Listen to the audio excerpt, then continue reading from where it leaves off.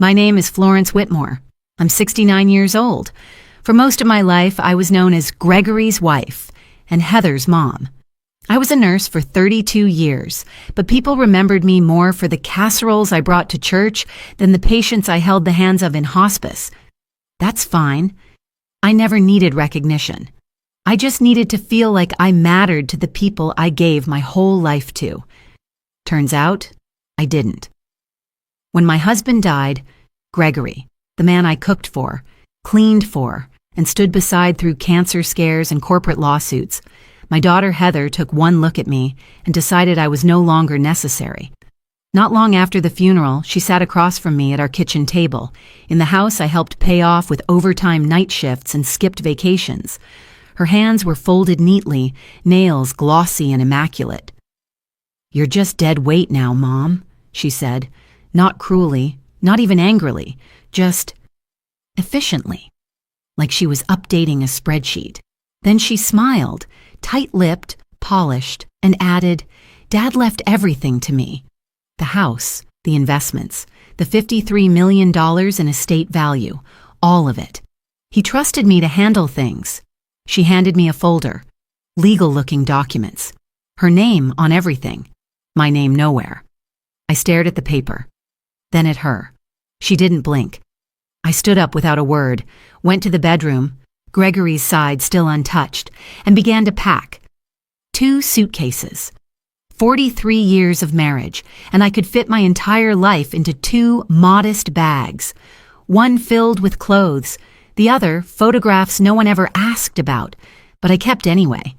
I didn't cry when Heather and her husband Nolan drove me to a budget motel on the edge of town.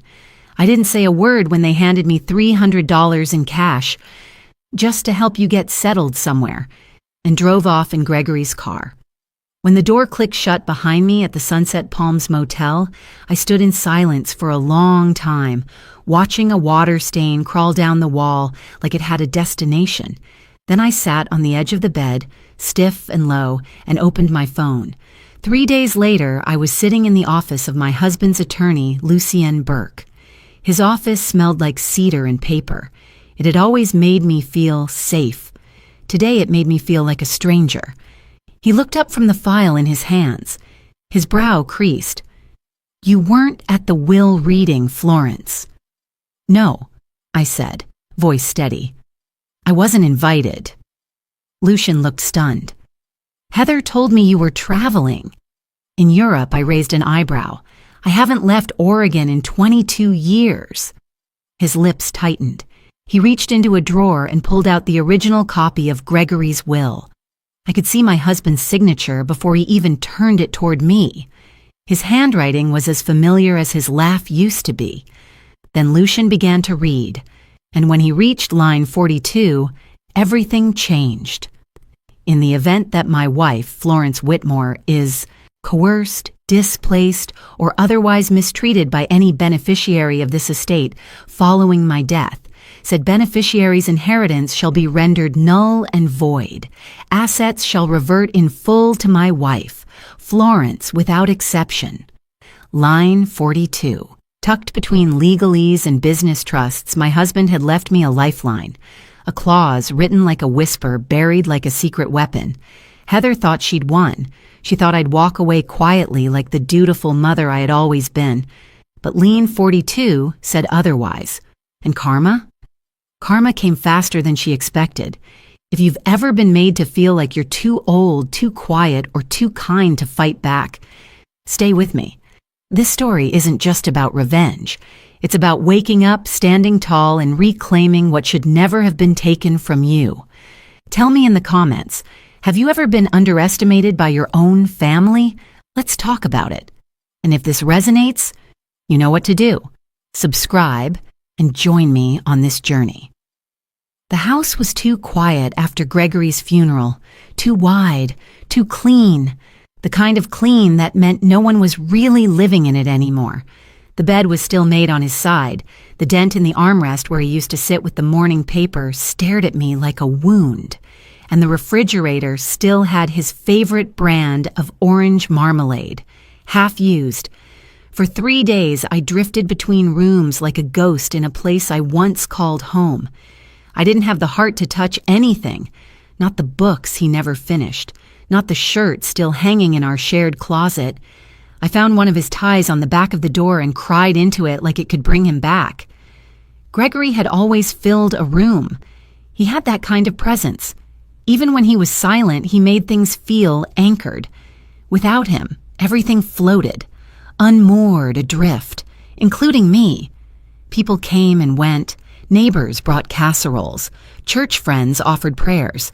A few stayed for tea and quiet condolences, but most left quickly, their unease lingering like perfume. Nobody wants to sit too long with someone else's grief. Heather, however, stayed. At first, I thought it was compassion. She'd arrived the night Gregory passed, sobbing in the hospital waiting room, holding on to me like she was 5 again. I remember her knuckles white around my wrist, her face buried in my coat. "Mom," she had whispered through tears, "I don't know what we're going to do without him." And I believed her. For a moment, I saw the daughter I raised, the one who used to braid my hair while I cooked dinner, the girl who snuck into our bed during thunderstorms and refused to sleep unless she could touch both of us. But something changed after the funeral. The night we returned from the service, I caught her in Gregory's office, rifling through drawers. She claimed she was looking for photos. "For the slideshow," she said. There was no slideshow. I should have known then. But I was raw, disoriented. Grief does that. It fogs everything. It makes you want to believe the best in people, especially your own blood. Heather started reorganizing things almost immediately. She moved into the guest room without asking, rearranged furniture, called a contractor, just to get estimates. When I asked why she was changing things so soon, she tilted her head with that practiced patience she used when her kids whined too long. "Mom, this house is enormous. It's too much for you. Dad would have wanted it to be used properly used." The word made me flinch. I noticed Nolan, her husband, taking measurements in the living room. He acted like it was normal. Like walking around with a laser measurer in someone else's house was something everyone did while grieving. One afternoon, I returned from the pharmacy to find Heather on a Zoom call in the kitchen, discussing interior design changes with a realtor. She muted herself when she saw me. I stared at her. "What exactly are you planning?" She smiled, tight, controlled, professional. "Just exploring options." "You're not alone in this, Mom. We're a team, A team." That's when I felt it, the chill, the shift, like someone had slowly replaced the air in the house with something heavier, something calculated. I stood in the hallway that night, staring at the frame on the wall, our family portrait from 10 years ago. Gregory and I seated in the middle, Heather and her children beside us, arms linked, all forced smiles and matching sweaters. I stared at that image for a long time, wondering if Heather had ever actually looked at me the way I used to look at her, with unguarded love, with pride. When she came home later that night with Nolan, their voices low, their footsteps oddly careful, I watched from the shadow of the staircase. I saw the way they looked at each other, the nod, the unspoken understanding, like two people who had made a decision and were simply waiting for the right moment to execute it. And that's when I knew. Heather wasn't here to take care of me. She was here to take inventory. I once believed my daughter was the most beautiful thing I'd ever created. But the way she walked into our home after my husband's death, with that soft, polished smile and sharpened intentions, made something inside me go still. Not broken, just still. Like the hush before a storm. The sound of Heather's heels tapping down the hallway echoed in my bones. It was the same hallway I used to mop every Sunday afternoon, the same hardwood I once taught her to crawl across. Now it sounded like someone else's house, like I didn't belong. She moved with a kind of purpose I hadn't seen since she defended her thesis in college. Shoulders square, voice sharp, efficient. Behind her, Nolan trailed silently, eyes surveying the crown molding like a real estate agent noting potential upgrades. They didn't knock when they came in. They used the key. Gregory's key, the one he used to hang on. The brass hook beside the pantry, I hadn't had the heart to remove it since he passed. Now it hung on Heather's key ring, jangling next to her gym fob and a miniature bottle of imported hand sanitizer. I stood at the edge of the living room, still in my slippers, a paperback tucked in one hand I no longer remembered reading. My mouth tasted like metal, maybe from the tea I left cold on the stove, maybe from something deeper. Heather looked around like she was evaluating square footage, not memories. "Mom," she said, turning with a bright smile that didn't reach her eyes, "we need to talk." That phrase never led anywhere good. I didn't sit. I just watched as she settled herself on the couch like it belonged to her. She smoothed her skirt, crossed her legs, and gave Nolan a nod. He opened his laptop on the coffee table like he was preparing for a pitch. "You've been here alone for 6 weeks now," she began, her tone measured, rehearsed. "And I know it hasn't been easy. We've been thinking about what's best. For everyone. That word again, always used when someone's about to take something from you." I raised an eyebrow. "Go on." She reached into her bag and pulled out a thick manila folder. "This," she said, laying it on the table, "is the updated will. Daddy made some changes you weren't aware of." She said daddy the way some women say Chanel, like it came with a price tag. I didn't move. "Gregory and I discussed his wishes thoroughly." She tilted her head with mock sympathy. "I know. But things change.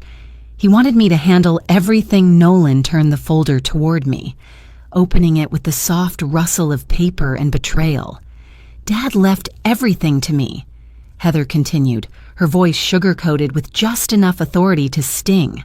"The house, the investment accounts, all his business assets. I'm the executor." I stared at the document. My name wasn't on it, not once. "You're welcome to stay temporarily," she added. "We'd never just throw you out, but we think it's time you considered a senior living arrangement, one with people your age, with activities and staff." She smiled again, wider this time, like she was offering me a vacation, not exile. "You wouldn't have to worry about a thing," Nolan chimed in, as if that was reassurance. Heather leaned forward and touched my knee, an action that felt more like marking territory than affection. "Mom, you've done enough. Let us take care of you now, take care of me. Like a project, like a liability." I looked past her to the bookshelf where Gregory's collection of first editions still stood, undisturbed. The same shelf I dusted every week, the same books we used to argue about, him loving economics, me preferring poetry. They hadn't packed those yet, but they would. I stood there, unmoving. I didn't speak. I didn't scream. I just listened to the echo of Heather's voice and Nolan's keyboard tapping as he typed something, probably notes about the conversation, maybe a checklist. Heather stood, brushing imaginary lint from her blazer. "We'll give you time to think, of course. There's a lovely facility just off Maple Ridge. We've already spoken with the admissions director." Of course they had. Nolan gathered the documents neatly, sliding them back into the folder like it was a closed deal. "This will be easier for everyone," he said. I didn't respond, not because I didn't have words, but because I knew they weren't listening. Heather stepped closer. "You're not alone, Mom. You'll be taken care of." I heard the words, but what I really heard was the sound of her heels on the floorboards as she turned away, steady, final. This wasn't a home anymore. It was a transaction, and I was no longer part of the ledger. I was sitting on the edge of the guest bed, my new bedroom apparently, when I heard the front door open and shut with precision. Not a slam, not a knock, just a click, clean, controlled. Heather didn't call out my name. Nolan didn't clear his throat.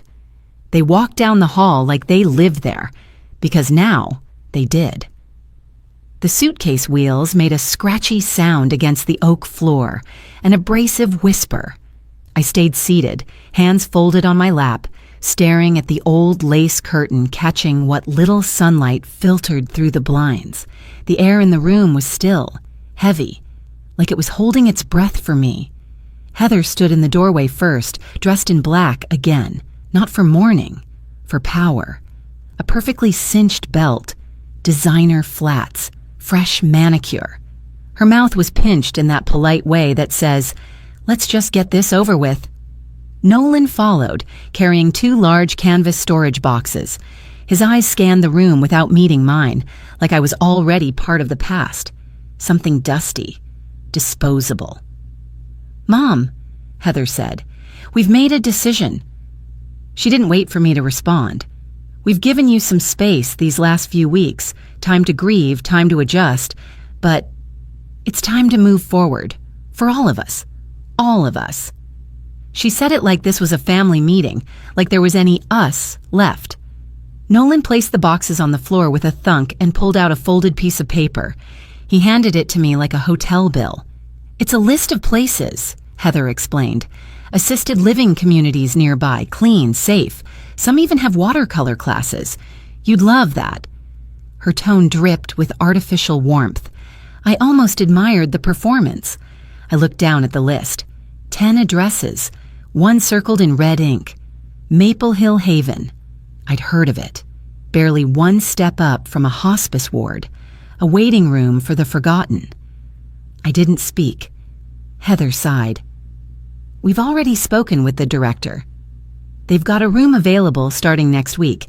Nolan and I are covering the first month's fee. After that, well, we'll figure something out." Nolan stepped forward and placed a small envelope on the nightstand. "There's $300 in here for incidentals. Cab fare? Groceries until you're settled?" I blinked. $300 after 43 years of partnership. After 2 decades of raising Heather through colic and chicken pox and heartbreak, after all the birthdays and back-to-school nights and baked lasagnas, after all of Gregory's illnesses, $300 and a list of institutions. "Charming," I said softly. Heather crossed her arms. "Don't be dramatic. We're not throwing you out." I turned my head slowly. "You're standing in my bedroom with suitcases and a list of old folks' homes, Heather. What exactly would you call it?" She flinched, just slightly, then composed herself. "This is what Dad wanted," she said. "He trusted me to handle everything, to protect his legacy." Her voice cracked a little on that last word, and I saw it. The tiny flicker of doubt behind her eyes, but it disappeared as fast as it came. Then she moved toward the dresser and reached for the only thing on top of it, a framed wedding photo of Gregory and me. It was the one we took in the church courtyard, sunlight catching his glasses, my veil askew from laughter. Without a second glance, Heather popped the backing and slid the photo out. She dropped it into one of the boxes and tossed the frame aside. The glass cracked against the hardwood with a crisp, decisive snap. That was the moment. That was when the air left the room. When something inside me stopped pleading, stopped hoping. "Pack whatever you need," she said. "We'll help you move this weekend." I nodded, but I didn't look at her again. They left the room. Nolan closed the door behind him without a word. I listened to their footsteps retreat down the hall. Heather's brisk and unapologetic. Nolan's slower, heavier, but just as final. When I was sure they were gone, I stood and looked around. The boxes, the list, the envelope with $300, the cracked frame on the floor. 43 years. Reduced to 2 suitcases and a list of facilities where people went to fade quietly. I crouched, picked up the photo from the floor and cradled it in my lap. Gregory's smile stared up at me, frozen in time. I brushed a fingertip over his face. "Guess I'm not your responsibility anymore," I whispered. Then I folded the photo gently and slid it into the side pocket of my suitcase. My fingers trembled, but my spine did not. They thought I'd walk away defeated. They thought I'd go quietly. They had no idea what was waiting for them in line 42. The Sunset Palms Motel sat between a shuttered diner and a tire shop with a flickering neon sign that hadn't worked properly since 2004. The kind of place where people didn't stay. They stalled. On the surface, it looked like somewhere you'd pass by without thinking. But that night, it became the only place that would take me in. The man at the front desk didn't ask questions. He just handed me a key with the number 7 on it and slid my ID back across the counter like it was something fragile. The room smelled like mildew and old cigarettes masked by lemon-scented cleaner. The wallpaper was peeling at the corners. The carpet had a pattern that may have once been floral. Now it just looked tired. I placed my 2 suitcases at the foot of the bed and sat down slowly, the mattress creaking under my weight like it had something to say. For a long time, I didn't move. I just stared at the door. Not because I expected someone to knock, but because part of me still hoped it was all a test. That Heather would show up, remorseful. That Nolan would apologize. That someone, anyone, would say, "We're sorry, we were wrong." But the silence stayed. There was a mirror above the dresser, wide, smudged, indifferent. I walked toward it and looked at myself for the first time in what felt like weeks.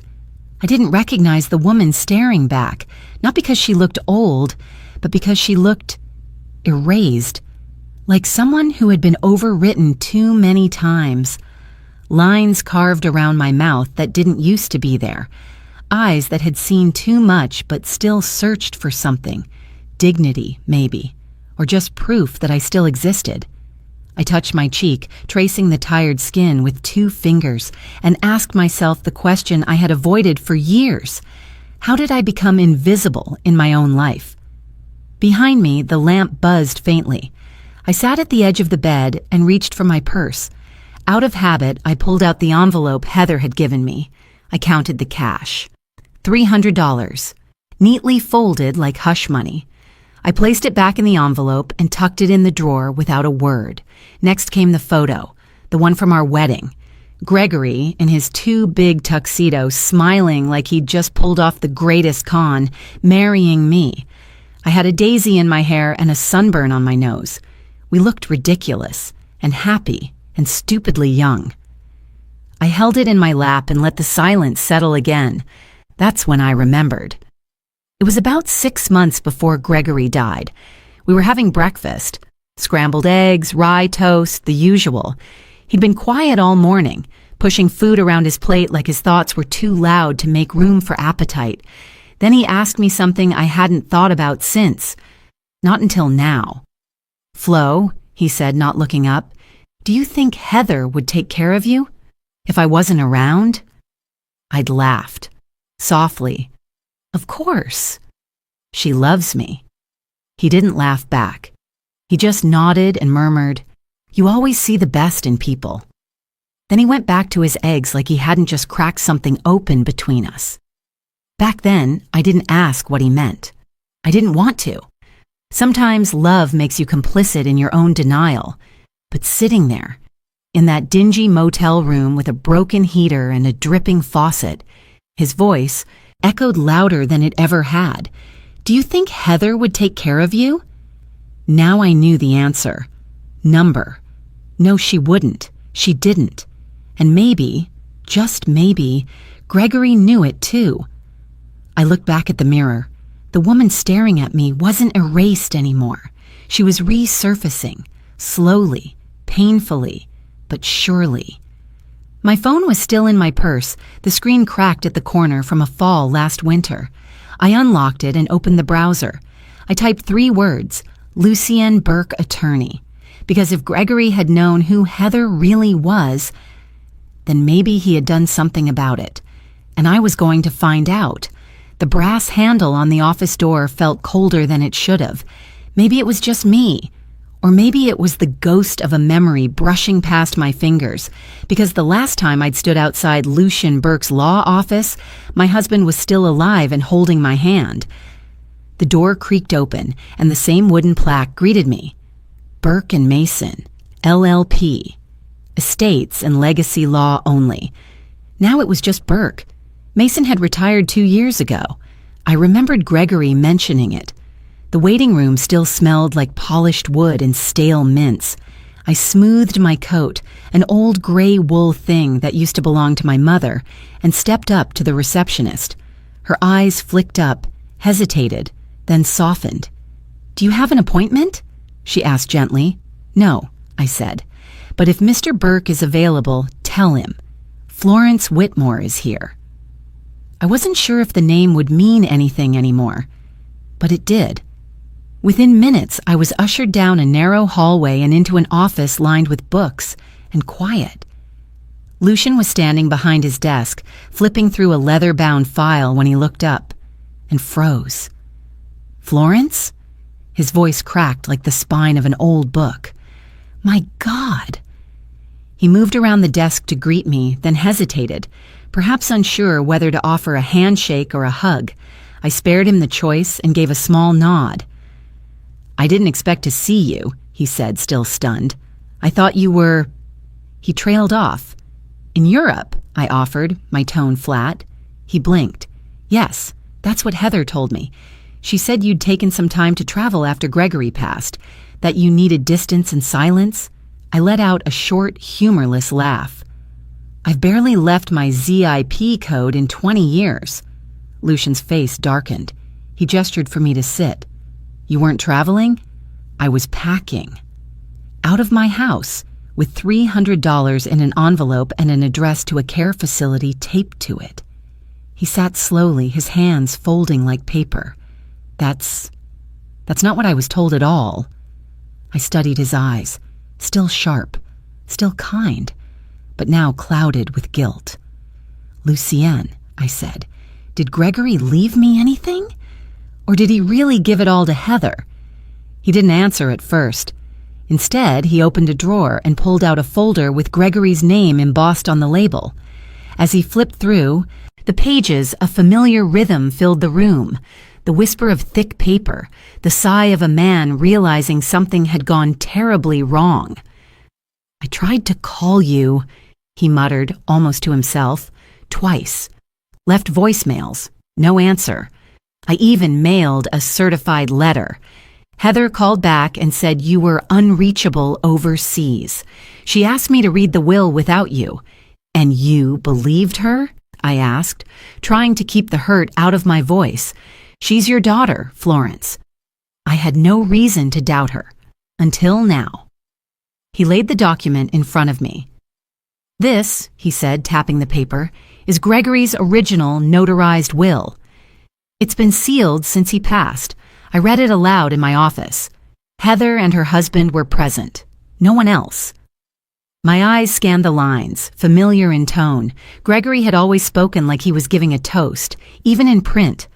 The usual preamble about love, memory, legacy. Then I reached line 42. "In the event of my passing, I leave all liquid assets, investments, and our marital home to my beloved wife, Florence Whitmore, with the stipulation that our daughter Heather may inherit only upon Florence's own passing, or at Florence's discretion." My fingers trembled. "All of it," I whispered. "He left it to me." Lucian nodded. "Every cent. The home, the accounts, the trust. You're the primary beneficiary." "But she said—" I looked up. "She showed me something. Said it was from you, a copy of the will. It had your letterhead, your seal." His mouth set in a firm line. "Florence, I never wrote any letter to you, and there's only one copy of this will. The original." In my safe, I sat back. The room swam for a moment. I felt equal parts foolish and furious. Heather had lied about everything. "She played me," I said, the words thick and bitter. "She orchestrated the reading, took everything, and made it look official." Lucian leaned forward. "We can file a petition immediately. Fraud on this level. It's serious. This could go to court." I looked at him, at the mahogany desk that once cradled my husband's last wishes, at the truth finally rising like a bruise under skin. I smiled, not out of joy, but because something inside me had shifted, a current, quiet but unstoppable.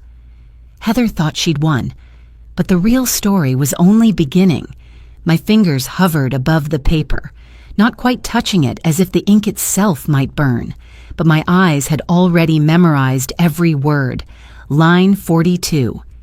Any individual who, through coercion, deception, or undue influence, attempts to dispossess or manipulate Mrs. Florence Whitmore shall be permanently disinherited. This clause shall be executed immediately upon violation. Without contest, I read it once, then again, and then a third time, aloud, just to hear it with my own ears. Lucian sat across from me, watching with something between sorrow and vindication. He didn't say anything. He didn't need to.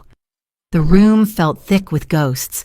Gregory's presence wasn't just in the clause, it was in the cadence, the clarity, the unmistakable foresight. "Did he add this recently?" I asked, voice barely above a breath. Lucian nodded. 6 months before his death. Came in alone. Said he wanted to update the document, just one clause. I remember the exact words he used when I asked why. What did he say? Lucian's eyes softened. He said, "Because sometimes even your own blood can't be trusted when there's money on the table." I exhaled slowly, like the truth itself was too big for my lungs. All this time. Gregory had known. He'd seen the cracks in Heather's smile. He'd heard the greedy edge in her voice when she thought no one noticed.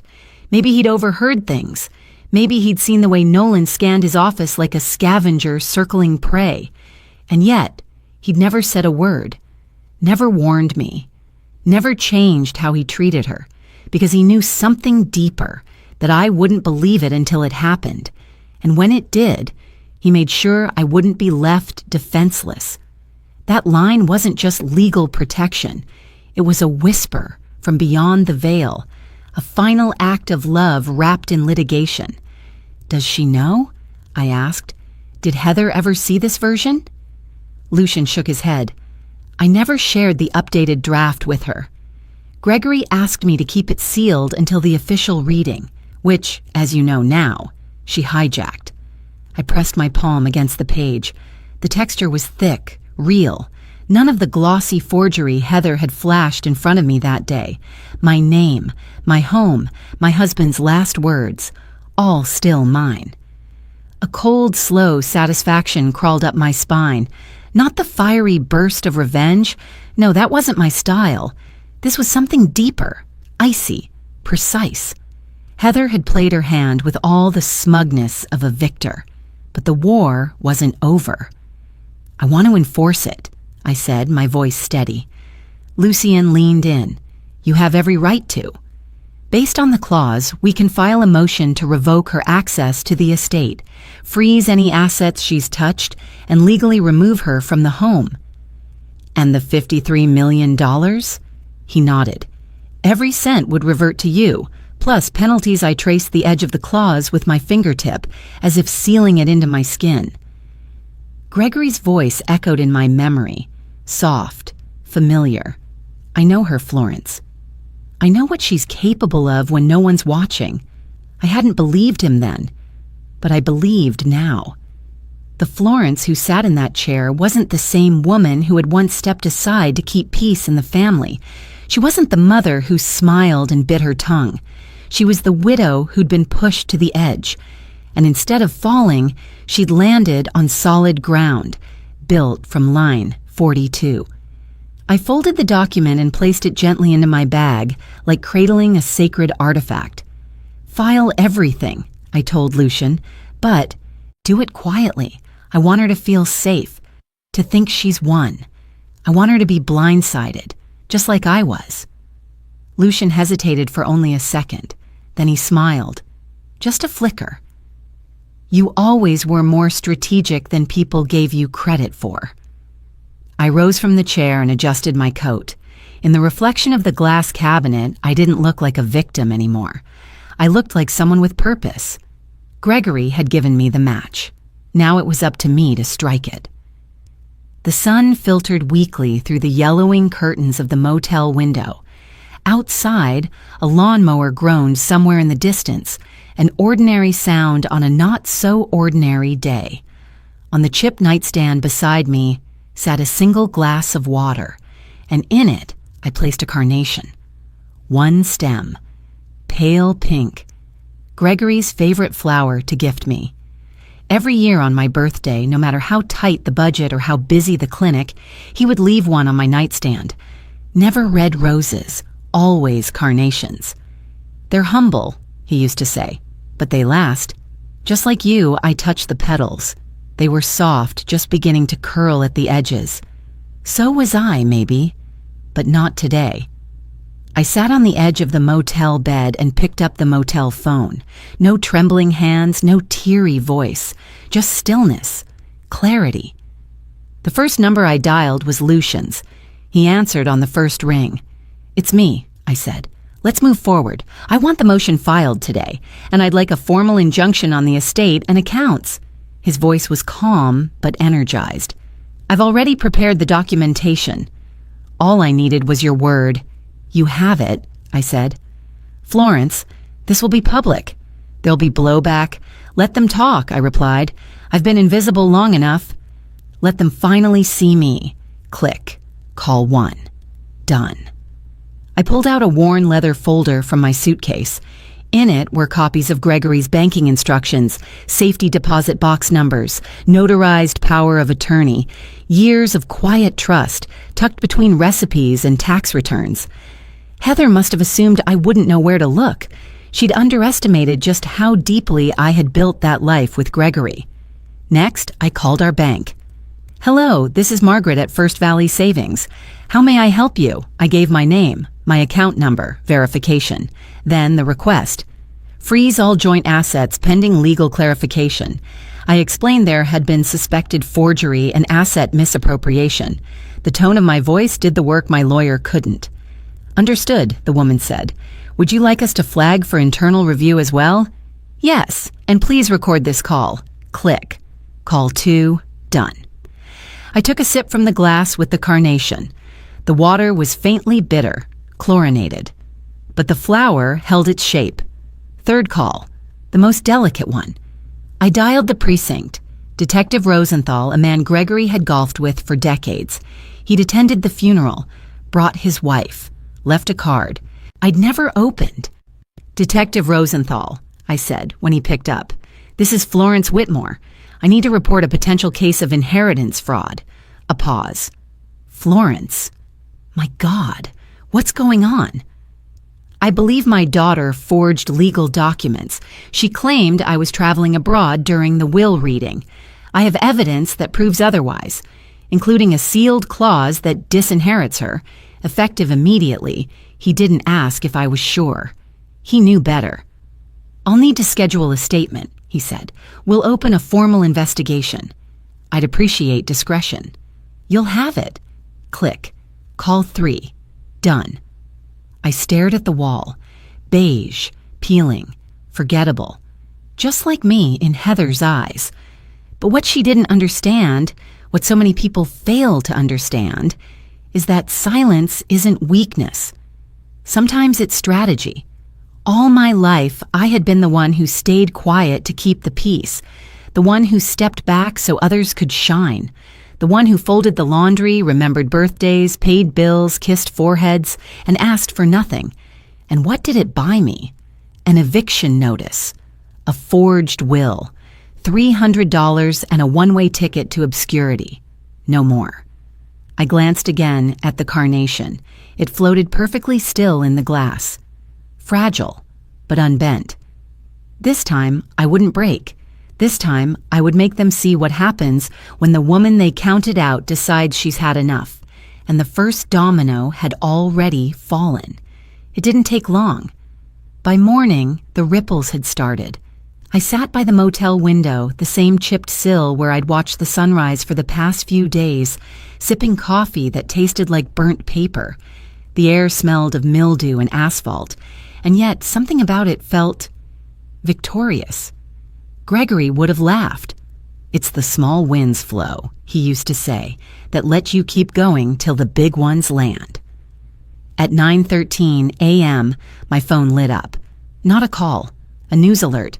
Whitmore estate accounts frozen for legal review amidst inheritance dispute.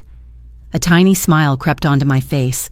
At 10:42 a.m., the real show began. Heather.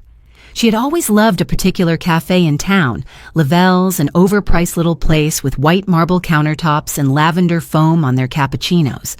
Her favorite seat was by the window, where people could see her pretending to read The Economist while scrolling through her influencer feed. And that's where she was when the card declined. I didn't see it in person, but I didn't need to. Nolan posted a filtered photo of their brunch, eggs Benedict with truffle oil, champagne on the side, just minutes before it happened. Then, radio silence. Until 11:03 a.m. My phone rang. Heather's name blinked on the screen, desperate and bright. I let it buzz twice before answering, calm, balanced.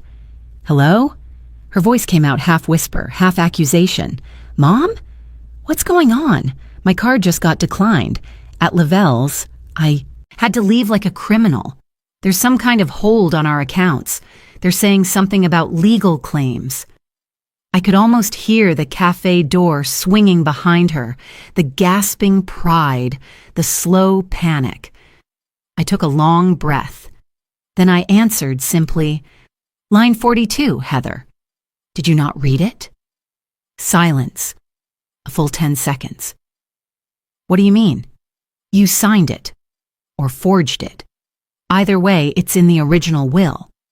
Any individual proven to have deceived or manipulated Florence Whitmore in the matter of inheritance shall be immediately disinherited. It's enforceable, effective immediately. That's what line 42 means. You can't be serious.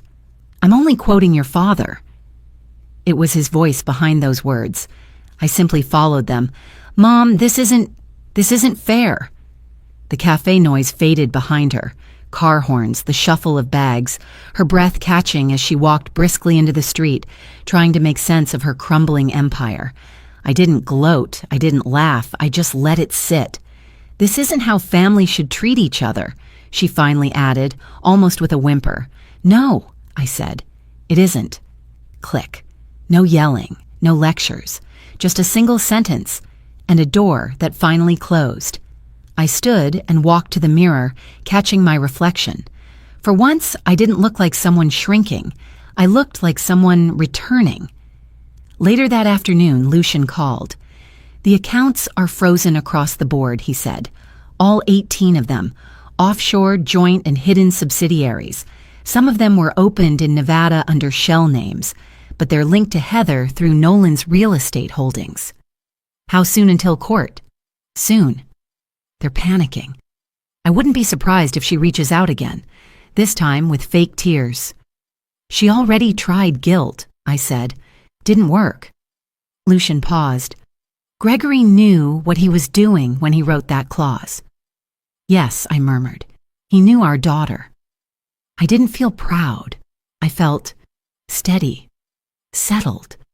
Like a house that had been shaking in the wind finally had its foundation secured, because that was what line 42 truly was, a foundation, a line drawn in stone, a voice from the grave that said, enough.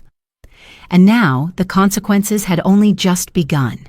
It started with a folder Lucian handed me, nothing dramatic, just a manila envelope sealed with a paperclip and the faint smell of fresh ink. He slid it across the table like a quiet offering. Thought you might want to see these. Inside were documents I hadn't requested, but now couldn't ignore. Not just financial records, background checks, employment history, property acquisitions, business filings. And there, 3 pages in, was the detail that stopped me cold. Nolan Barrett, former probate consultant, specialized in estate transitions, particularly high net worth private families, until 2014. I blinked at the page. Nolan. Gregory and I had always assumed Heather fell for him because he was safe, stable, the quiet type, the kind who held her coat and didn't argue at restaurants. But now, I saw the outline of something far colder, the kind of man who didn't need to shout to be dangerous. He planned. He anticipated, and most importantly, he let others get their hands dirty. Heather had always been hungry, She wanted the designer bags, the private Pilates instructors, the wine club memberships she never drank from. But planning, that wasn't her style. She was impulsive, spoiled, not strategic. I stared at the lines of Nolan's resume, my fingers tightening. 10 years ago, he quietly left his role in estate law. No scandals, no lawsuits, just stepped away. A clean exit. Lucian's voice broke the silence. You never knew? I shook my head slowly. He told us he worked in corporate real estate. Managed renovations for trust properties. Lucian gave a grim smile. Not entirely false. Most probate firms do spin their titles. Easier to avoid scrutiny, I thought back. Back to the first Christmas he came over, how he'd watched Gregory open a bottle of aged Glenlivet, his eyes calculating even when he smiled, how he never once looked lost in our home, as if he already knew the blueprint. My throat tightened. I had been so distracted by Heather's cruelty, by her betrayal, that I'd missed the shadow beside her, the one whispering, guiding, orchestrating. She may have held the knife, but Nolan had sharpened it. Heather forged your signature, Lucian continued, but the forgery wasn't amateur. It mirrored the ink pattern of your old checks. That takes access, and a very steady hand. My stomach churned. How long would it have taken him to plan this? Lucian shrugged. Hard to say. Months. Years. Maybe years. That word echoed in my chest like a storm. Had they been laying the groundwork while Gregory was still alive? Had Nolan mapped out every step, isolating me, manipulating Heather, planting the fake documents, setting up shell accounts? Had he watched Gregory die knowing full well what he'd take next? I stood up abruptly, needing air. The room felt too tight, too thick with betrayal layered on top of betrayal. Through the window, the city moved on, cars crawling by, people on lunch breaks, no one knowing that just 2 floors above, a woman had discovered her life had been played like a game of chess, and she'd never even known the board existed. Nolan's careful, I said aloud, mostly to myself. He'll cover his tracks. Lucian nodded. But he didn't count on you reading between the lines. Most people don't. I turned back to the table and gathered the papers. Heather had always been the obvious enemy, but now I knew better. The real threat wore fitted blazers and neutral smiles, and I was done playing their pawn. Now it was my move, and I was no longer playing by their rules. It was a Thursday morning, the kind of morning where the light was soft but unkind, too honest, too clear. I was slicing an apple, slowly, each cut deliberate. A quiet rhythm against the silence of my kitchen, the one Gregory and I had built together, the one that had been scrubbed of my presence for 3 long echoing weeks. Now it was mine again. Everything smelled of wood polish and jasmine tea, calm, controlled, reclaimed. And then the knock, 3 times, sharp, panicked, uncertain. I didn't hurry. When I opened the door, I saw her, Heather. Mascara streaked, hair wild like she'd run through a storm. She looked smaller somehow, like the anger had drained from her bones and left only a hollow girl wrapped in designer guilt. "Mom," she whispered, "please." I said nothing, just leaned slightly against the doorframe, steadying myself against the tide I knew was coming. Tears spilled. I didn't know. I mean, I didn't really think it would get this far. I just wanted what Dad left. I thought you'd be okay. I thought you had other plans or something. I almost laughed at that. Other plans? As in a beachfront retirement funded by betrayal? I didn't mean to hurt you, she said quickly, eyes darting past me like maybe she could still be let in.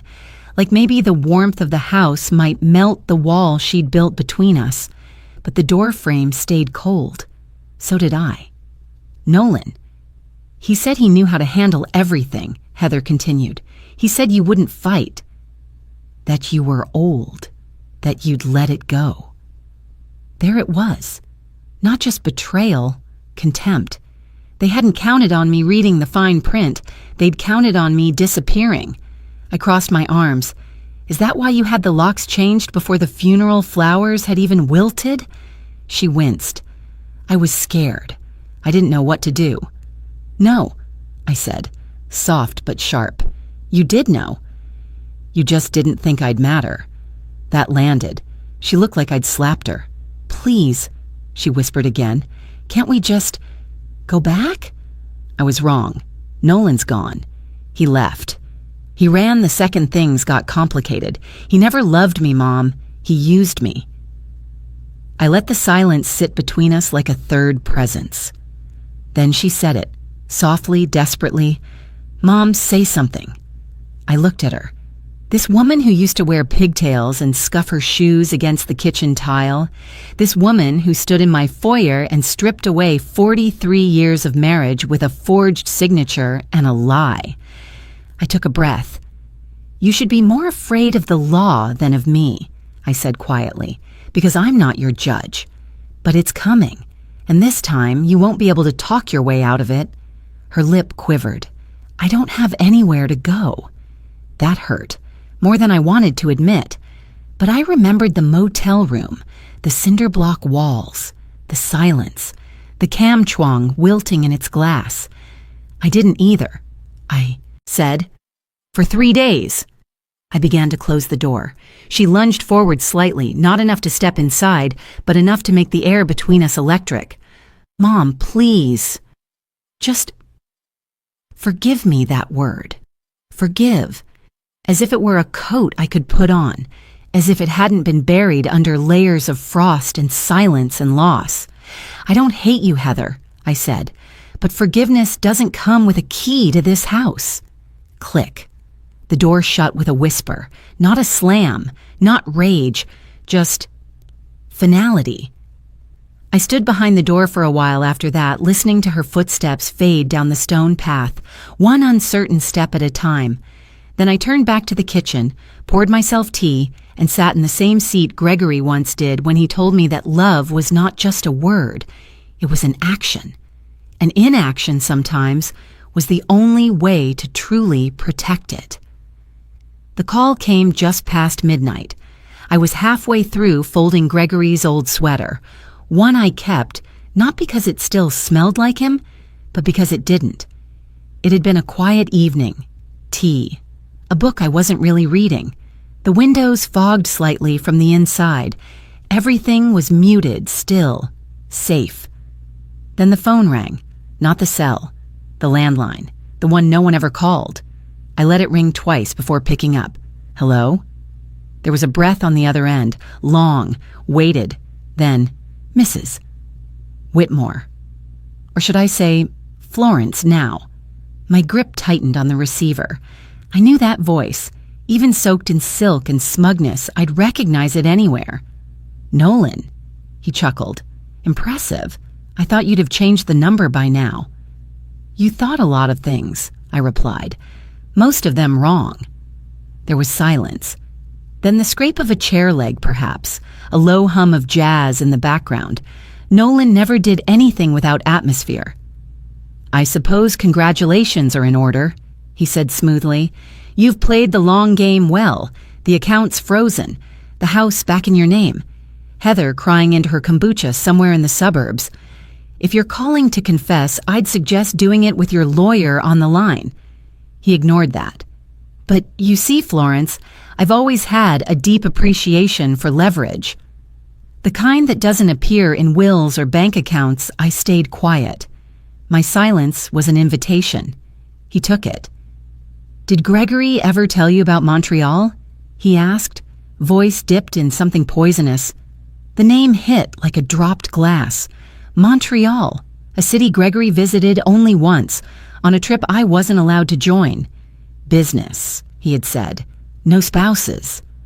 Just a quick negotiation that had been 21 years ago. My throat felt dry. What are you implying? Oh, nothing, Nolan replied, far too casually. Just that sometimes the past isn't quite as buried as we think. And that dear Gregory, bless his soul, wasn't always the clean-cut gentleman you remember. He paused for effect.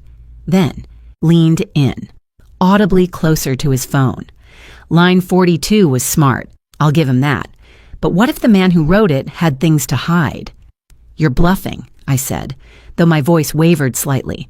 Gregory wasn't perfect, but he was honorable. Nolan chuckled again, low and amused. Honor is subjective. So is truth. But fear? That's always clear. I stood up. My heart was beating faster now, but not from fear, from something sharper, aware, ready. Why are you calling? I asked. Let's just say, he said slowly, that I'm not entirely done playing. I may be out of your accounts, Florence, but don't mistake that for irrelevance. I still have cards, and some of them have your husband's name written all over them. You're a coward, I said. You used Heather. You forged documents, and now you're grasping at shadows to stay in the game. His voice dropped. Just know that ghosts have teeth. Click. The line went dead. I stared at the receiver in my hand, the dial tone buzzing faintly like static beneath my ribs. Montreal. A name. A threat. A key? I didn't know if Nolan was bluffing or baiting me, or both. But something shifted in the air that night. The past, it seemed, wasn't quite finished with me, and Gregory's legacy might hold more than just love letters and legal lines. I folded the sweater slowly, my fingers tracing the edge of its collar. Then I walked to his old study. Time to open drawers I had left untouched for over 2 decades. Gregory's study had always felt like a sealed chamber. Even when he was alive, he kept the door half closed most days, a sanctuary of mahogany, ledgers, and dust. I hadn't stepped inside since his death, not because of grief, but because the silence in there felt too loud, like the room itself was still waiting for his return. But after Nolan's call, that silence no longer scared me. It dared me. The doorknob turned with a soft click. The scent was the same, cedar and ink, paper aged to a golden hue. I flipped the switch. The single overhead bulb flickered before casting a pale yellow light across the bookshelves, the filing cabinets, the worn leather chair that still held his shape. My eyes scanned the room like a stranger in my own home. I moved first to the desk drawers. They groaned open. Old fountain pens, neatly wrapped checkbooks, a photo of me and Heather from a long-forgotten summer picnic. I stared at it for a moment. The smile on her face felt artificial now, even in retrospect. Gregory had framed it in silver. I slid it gently aside. Then came the second drawer, the one he always locked. I found the spare key tucked behind a row of tax books. Inside was a manila folder. No label, just thick with age and tension. I sat down and opened it. First were the transaction receipts, wire transfers to a medical consulting firm based in Nevada. Large sums, $220,000 here, $410,000 there. The payee names didn't mean anything to me. Then I saw the letterhead, Caduceus Integration Group. The name felt clinical, too polished. Beneath the receipts was a thick bundle of papers, bound with a black paperclip. A report, neatly typed, dates stretching back 15 years. The first page read, Joint Private Investment Agreement, Caduceus Integration Group / G. Whitmore Private Equity Stakeholder. My pulse quickened. I flipped the pages. Medical jargon, ROI graphs, references to patient optimization metrics and claim routing algorithms. But one word stopped me cold. Fraud. It appeared in an internal memo. The concern is growing over the whistleblower allegations from within Caduceus that patient claims have been rerouted through shell clinics to maximize insurance billing. G. Whitmore has been notified. My breath caught. Gregory knew, and he stayed. Another memo, dated 2 years later, from a lawyer. Pending litigation expected in Q2. Recommend silent divestment to avoid reputational damage. But there was no divestment confirmation, just more transfers. He'd stayed in, quietly, maybe even strategically. I leaned back, stunned. Nolan hadn't been bluffing. He had known, at least enough to drop breadcrumbs. But why hadn't Gregory told me? Why invest in something so ethically murky? He was a cautious man, not greedy, not reckless. I dug deeper. Taped to the back of the file was a yellowed envelope with my name in his handwriting. Florence. I hesitated, then opened it. Inside, a single-page letter. My dearest Florence, if you're reading this, I failed to keep it from you. I invested in Caduceus because I believed in their mission. They promise streamlined care for underfunded communities, but over time, I sensed something was wrong. And yet, I stayed. Not for the money. I told myself I could push from within, influence their direction. I was wrong. By the time I knew how deep it ran, pulling out would have implicated everything, including our estate. I kept it from you to protect you. That's not a justification, only a truth. I set up contingency plans. If anything ever came to light, you'd be shielded. The trusts, the clauses. Line 42 wasn't just about Heather. It was about this. You were always my compass. I'm sorry I veered from it. Forgive me, if you can. Gregory I sat in silence. The letter trembled slightly in my hands, so he had made a mistake, but he'd tried to contain it, to protect me in the only way he knew how, through silence and control. And in doing so, he'd left me with a box full of answers and an entire new burden of truth. Gregory had not been the marble statue I once believed him to be. He was flawed, human, and maybe, just maybe, still good. I folded the letter carefully, placing it back into the envelope, then into the folder. The man I loved had tried to outmaneuver consequences with paperwork and preemptive apologies. But Nolan had held this over me like a loaded weapon. And now, I understood why. He wasn't done. But neither was I. I stood, the envelope pressed to my chest. The final piece had fallen into place. The game board was complete. And I, Florence Whitmore, was no longer just playing defense. I hadn't worn Gregory's coat since the winter he was first diagnosed. It still smelled faintly of leather and old cologne. The sleeves were too long, the shoulders too broad, but it wrapped around me like armor. I didn't wear it for sentiment. I wore it for war. 2 days after discovering the files, I walked into the investigator's office. Not the police, not the family lawyer, but a private forensic consultant Gregory had once mentioned during a dispute with a former business partner. She had a reputation for discretion, precision, and a particular disdain for corporate fraud. Her name was Dana Morales. She didn't ask why a 70-year-old widow was sitting across from her in a coat 10 years out of season, clutching a manila folder like a lifeline. She simply said, "Show me." I laid it all out. Bank transfers, memos, Gregory's letter, my suspicions about Nolan and Heather, the forged power of attorney documents I discovered tucked into Nolan's prior correspondence. Dana flipped through each page with surgical focus. "You've done half my job already," she muttered, almost amused. I smiled tightly. I've had time. And motivation. What followed was a methodical reconstruction. We traced Nolan's connections to the shell companies mentioned in the Caduceus report. Dana pulled phone records, reviewed timestamps on the fake legal letters sent to me, and compared signatures across a decade of filings. It was all there, a web of manipulation that Nolan had orchestrated, with Heather either complicit or completely out of her depth. I wasn't sure which was worse anymore. Your husband's original shares were absorbed into a blind trust 2 years ago, Dana noted, circling a date. But someone rerouted the income into a proxy account under your daughter's name, with Nolan listed as power of attorney. She looked up. That's felony-level fraud. I said nothing for a long moment. Then, "Can we prove it in court?" Dana tilted her head. "We don't need court. We just need the threat of it. People like Nolan?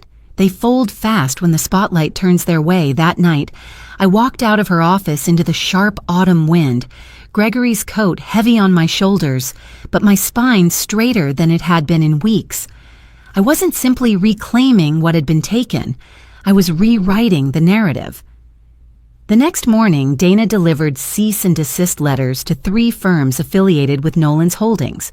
One of them replied within hours, disavowing knowledge and offering to cooperate with authorities. By noon, we had a response from Nolan's attorney, thinly veiled panic behind polished legalese. I smiled as I read it. Let them scramble.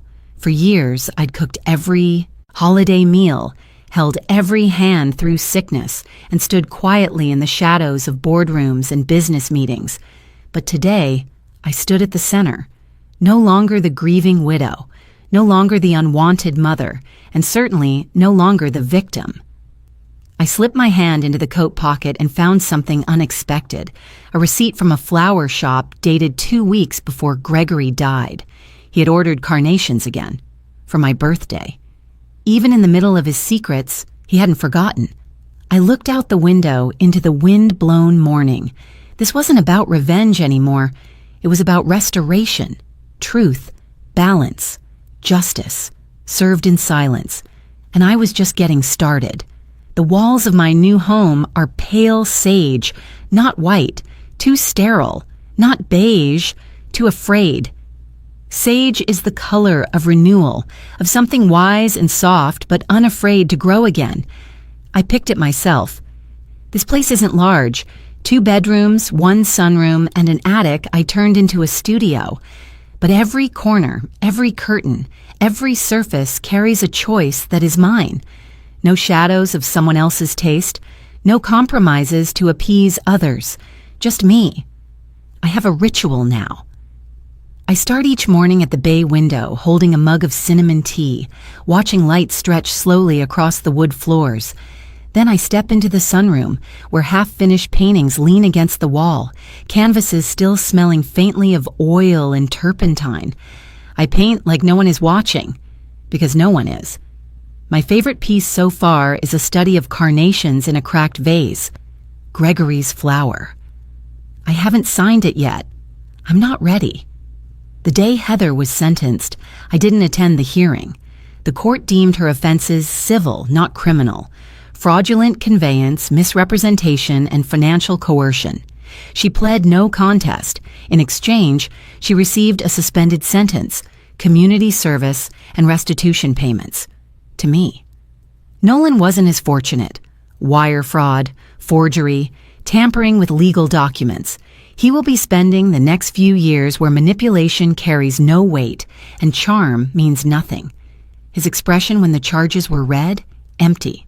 Not regretful. Just exposed. I thought it would feel like victory. It didn't, but it did feel clean. Sometimes I still hear echoes.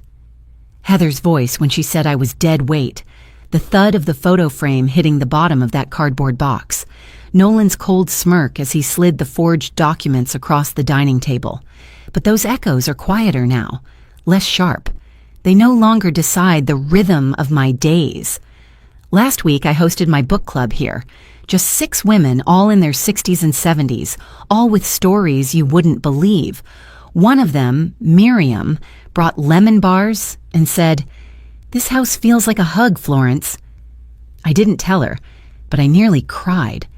After they left, I stood in the hallway barefoot, lights dimmed, and just listened to the quiet. For so long, silence was the sound of neglect, of being ignored, pushed aside. Now silence is where I hear myself most clearly.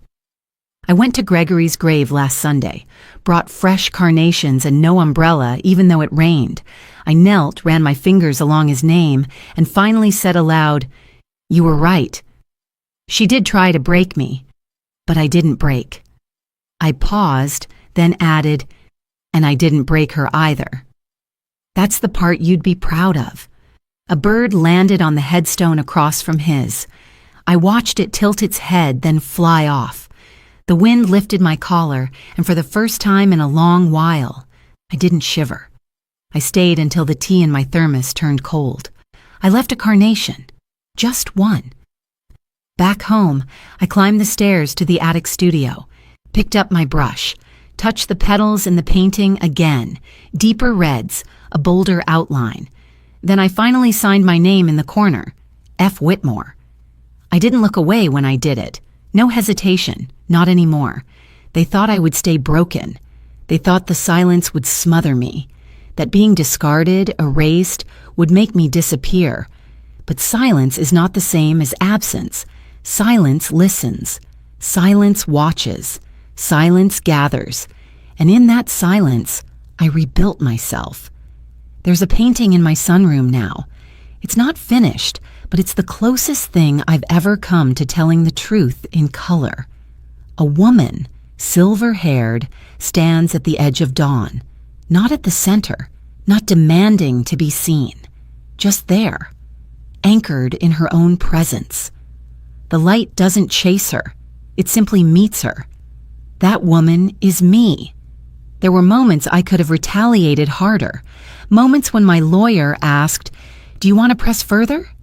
And I said no. Not because they didn't deserve it, but because I no longer needed that kind of power. The greatest revenge, if it ever was revenge at all, was not returning what they did to me. It was returning to myself. I now keep fresh carnations by the sink. I paint every Wednesday. I've started journaling again, something I hadn't done since my 20s. Each night I write one page. Some entries are simple. Today I made soup from scratch.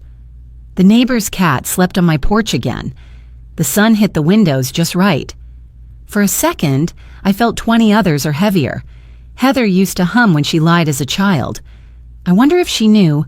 Nolan reminds me of the boy in high school who cheated on tests but made everyone think he was brilliant. I still miss Gregory. But only the version of him I believed in, because the truth is, there were layers I hadn't let myself see before. Gregory had secrets. We all do. But his final gift to me, that line in the will, line 42, was real. He left me something unshakable, proof that I was worth protecting, even if it was too late to say it aloud. I don't wear my wedding ring anymore.